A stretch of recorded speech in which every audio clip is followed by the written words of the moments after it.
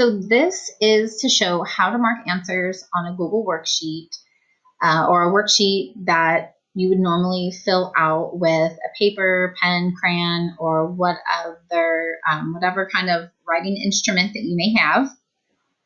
And to begin, you will use a Scribble tool, which is found, there's two ways that I use to find the Scribble tool. One way is by using the little upside down triangle, which you'll find in the toolbar.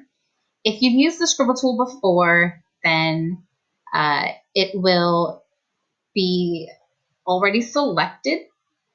If it's not selected, then you'll have a different mark than what you see here. It'll be a different item.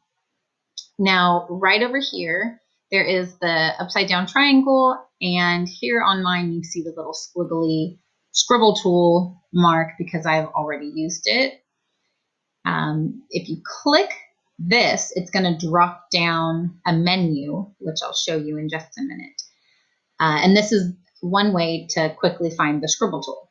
Another way is to go over to Insert, which is the fourth option over here from the right. And you go all the way down to Line. And then it'll give you this box, which are your options for drawing. Now, this is the box that you would see if you first click on the upside down triangle. And then the Scribble tool is the last one on the bottom, which has that little squiggly symbol. And once you select that, you will be able to use your mouse or your touchpad as a writing instrument. Now, if your document is too small to see what you're writing, use the magnifying glass, which will be, it's hidden here, but it'll be underneath here.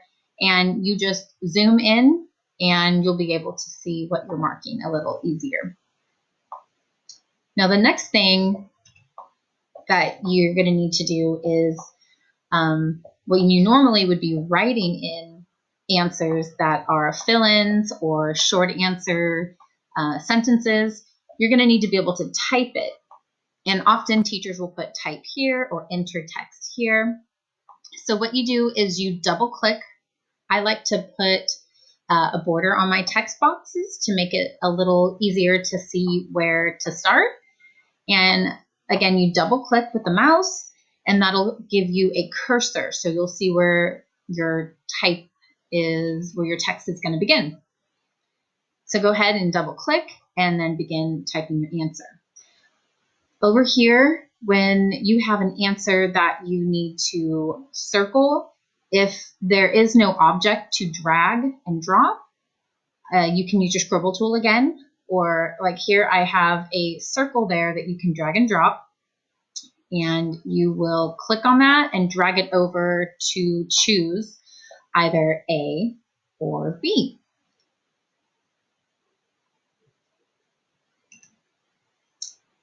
Also, just a little note, I often put on my directions to type your name if there is on the worksheet a section that says at the top name for a student to write their name if it was an actual piece of paper.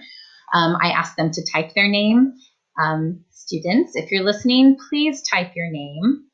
Parents, please ask your children to type their name. If it is a math worksheet, it's important that you're first solving your problems on paper with an actual pencil. Yes, a pencil, so that you can use an eraser to erase your errors if you make any. And then go back and type in your answers in the text boxes, just like you would here to write your short answers or your sentences. And then when you're finished with any activity in the Google Slides program, then you're going to close the activity, return to your classroom, go back to that original assignment, click View Assignment, and press the Turn In button in order to submit it. All right, thank you very much.